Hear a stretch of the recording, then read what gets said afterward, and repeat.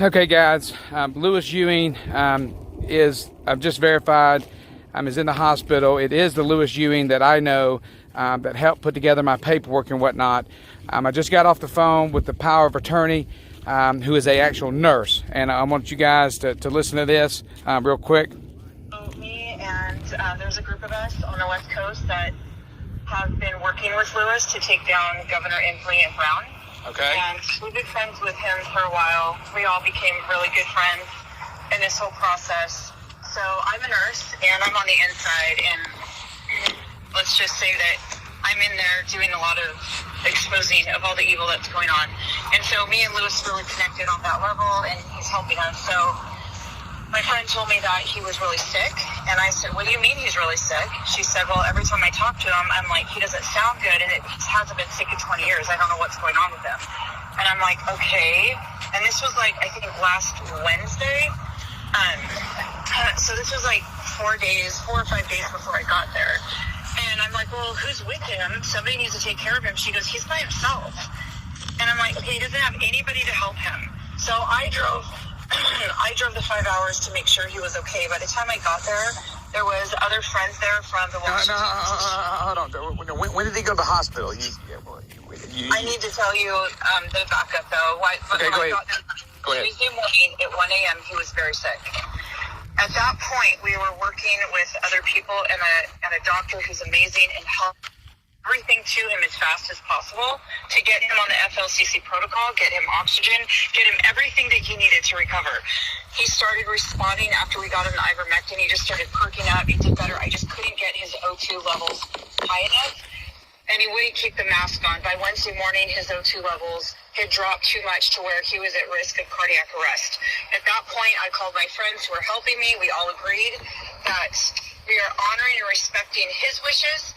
All of us hate the hospitals. We all know better. There was no way in hell. We just wanted the fire department to come out, assess him, and get his oxygen levels up. When they came out, they said this man is really sick. I said, we're not admitting him to a hospital. We're not doing anything like that. I just want him to sit there until I get there and get his oxygen levels up. And they said they agreed to that. And just in case, I wrote on wrote on his chest, big black Sharpie, no remdesivir, no venting. I just didn't trust them. And I'm like, I swear to God, anything happens to him, it is very clear, right? And they said, yes, of course. They got his numbers up to like 95 with the CPAP and the ambulance. I told Lewis, I said, I'm right behind you. I'm not leaving you. By the time I got to the hospital, they had him vented and justified it, saying he's so sick, it's COVID, all this bullshit. I lost my shit. I'm like, this is the most evil thing I've ever seen. I was adamant. I called you guys. I told you, no venting. It's written on him. So after that happened, I talked to a doctor there named Dr. Friedenberg, who happened to be very FLCC friendly. He said he actually has done his research and believes in all of that. And I said, I need you to work with me because that vent is going to kill him. You had no right to put him on there. I said, how the hell did this even happen? I was very adamant about that.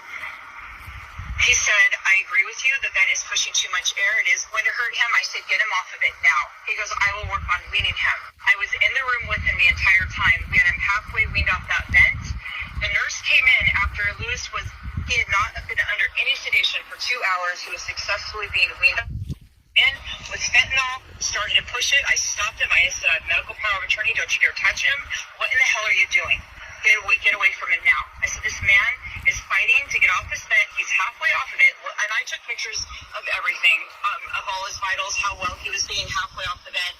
He was doing so good. He was squeezing my hand. He was coughing, of course, but his sounds would come back up because I was there to walk him through it. The entire time I'm talking in his ear, telling him how awesome he's doing, So after the fentanyl thing, all of a sudden a nurse shows up, says, you're going to have to leave now. We're going to arrest you. I said, what the hell are you talking about? No, stop real quick. So you actually are a nurse, correct? Yes. You're a nurse, and you got the power of attorney, correct? Yes. Okay, keep going. They told me to leave, that they were going to arrest me. I said, I'm not going anywhere. I have every right to be here. He's disabled. He needs an advocate. I'm his nurse. I'm his caretaker. I'm medical power of attorney. They tried to say me, this one lady came in and she goes, you're not medical power of attorney. You're not anybody. And then I had my legal people call them, deal with them. And then while this nurse is telling me that I've been disruptive, I didn't do anything but stay in the room. I had to go to the bathroom bathroom one time. The rest of the time I'm in the room abiding, even being nice to them, telling them thank you. I mean, I was really careful because I knew that they would do that. And so then she's threatening to arrest me. I said, then you're going to have to arrest me. I'm not leaving this man. The cop comes, and I recorded about 4 minutes of all of that where they were threatening to arrest me and everything that was happening. So at that point, the cop said, if you just come out this door, I'm going to have somebody come out here and help you and talk to you. And when I went out there, he went back in, shut the door, and nobody ever came. The helicopter came. Nobody told me anything, and they transferred him to Auburn Medical Center by Life Flight. And when was this? This was Wednesday afternoon. Was Wednesday, so that was 2 days ago. So they physically made you leave the hospital, and you can't have any. You're the physical power of attorney. Yes. Okay, so what can we do now? I mean, what are your? Oh, gosh. Right now, I have what's happening. We finally contacted next of kin. I talked to his sister yesterday. She is beside herself. She is in northern Seattle. She is trying to get a hold of her mom. It's a very complicated situation. She said that every time she calls the hospital says, he's going to die anyways. Leave us alone. We're not talking to you. I have tried going in. I've tried talking to him. I brought legal counsel in. They said, get out. We're going to arrest you. And then I also have it recorded where I called the police on Wednesday night stating that they're trying to trespass me. That's all recorded too. She said that there will be no trespassing of you. That her name was Officer Slate, and she said you are doing an amazing job. I can't believe they're doing this to you. I'm so sorry this is happening.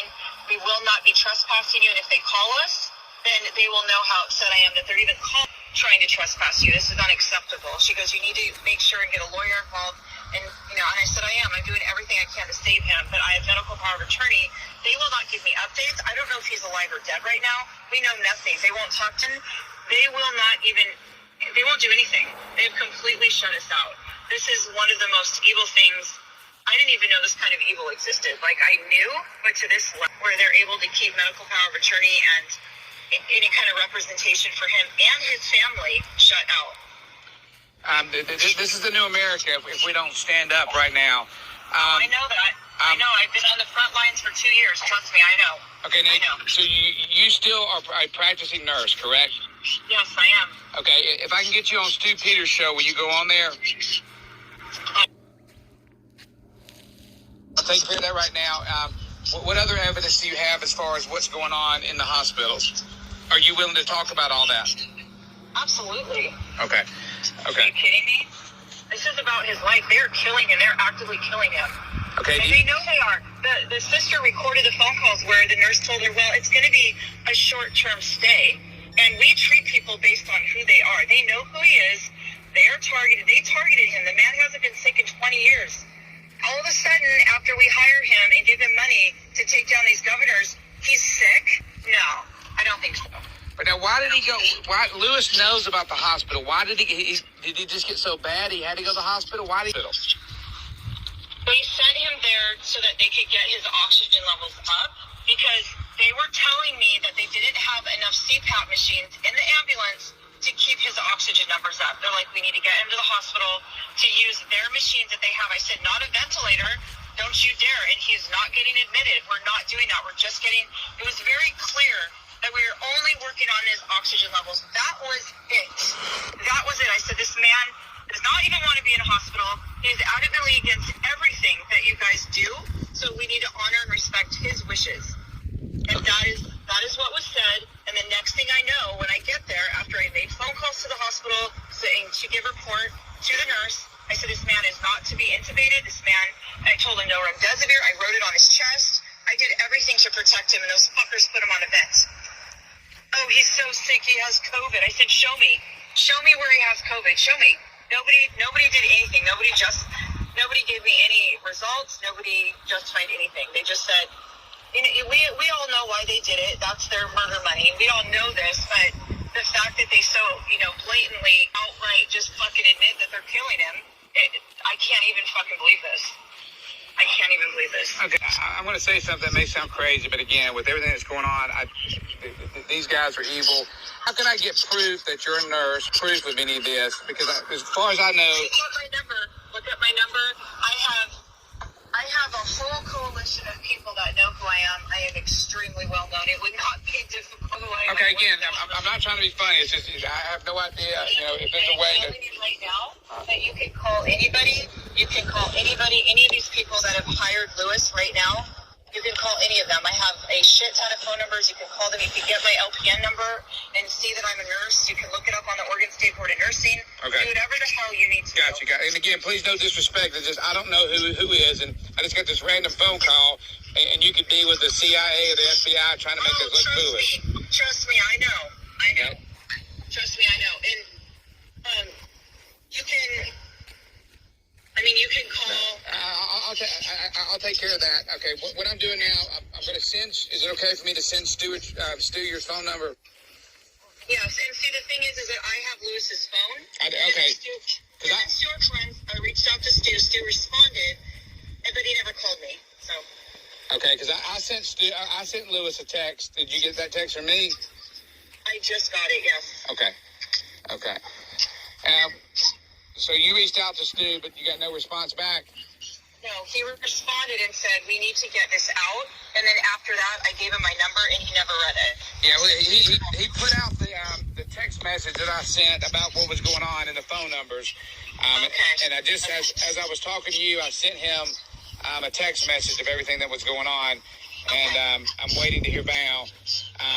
So one of the things I want to tell you as a nurse, do you know why hydrochloroquine and all the ivermectin, do you know why they work so well? Do I know why they work so well? Yes, ma'am. Because they are antiviral, antibacterial, and they open up everything in the body to heal the body. And, like hydrochloroquine, and again, bear with me because I'm going somewhere with this, okay? No, that's fine, but I had him on all that. I had him on all of that. Well, just listen to me. Hydrochloroquine works so well for malaria. Why? Because malaria is caused by what? From a parasite that changes the shape of the red blood cells, correct? Right. Okay. One of the simplest things we could do right now, if we could get to them, and nobody in the world but maybe 5 doctors are talking about this, and I've seen this happen in real time, okay? What is happening is particular matter 2.5, mainly arsenic, is going in and changing the shape of the red blood cells and binding to the H2 receptor site. If he was given... I misspoke there. I meant to say cyanide. Let me go ahead.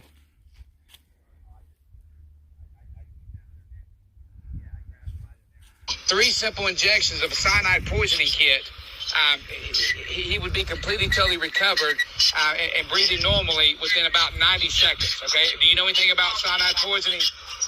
I do a little bit, but I need to do more research on it. So okay. How do we get that? So I need to get in there and be able to administer all of this to him. Yes, and that's the thing. If you could get him, every hospital in the country has a cyanide poisoning kit. All he needs is 3 simple injections, and it will change the shape of his red blood cells. Because right now, his red blood cells are a different shape, and it doesn't matter if you put 2 tons of oxygen in there, the body can't uptake it at all. And this is one of the simplest procedures that nobody, well, like I said, very few medical doctors in the world are talking about. I've seen it happen in real time. So, the ivermectin and the hydrochloroquine work and whatnot, but the best way when somebody's in urgent care like this is the cyanide poisoning kit. And what's so much better, just so you know, and I can give you more research on this, the best way to handle this within 24 to 48 hours is chlorine dioxide. Do you know anything about chlorine dioxide? Yes, I do. Okay. Yes, I do. Okay, we have 7 tons of it, and we have a team of doctors in Mexico. Manuel Aparicio is the head of it, and we have over... Yes, I need to get him the fuck out of there. And so I have people messaging me right now saying they have a plan to get him out. Okay, well, I'm calling Stu right now, and I'm going to have Stu call you. His number, just so you know if he calls, because he's going to try to get you on the air right now to tell everybody what's going on.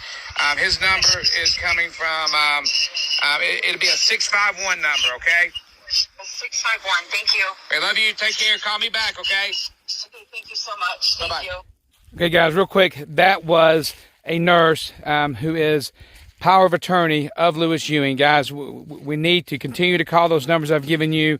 Other than that, I don't know what else to do. I'm reaching out to Stu right now, see if we can't get this to Linwood, because, guys, I know Lewis will be dead here within the day if we don't get him out of the hospital.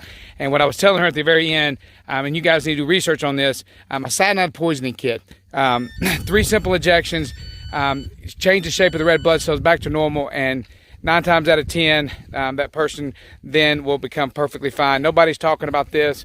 The other thing, again, I was telling her about was chlorine dioxide. Manuel Aparicio is the medical head of a group, I can't remember the name of it, but they have 7,500 medical doctors now in Mexico, and they are helping, had helped over 500,000 people on Stu's show, they said last time, and now I'm being told it's up to 2 million. Love you guys. Vaccine Police out.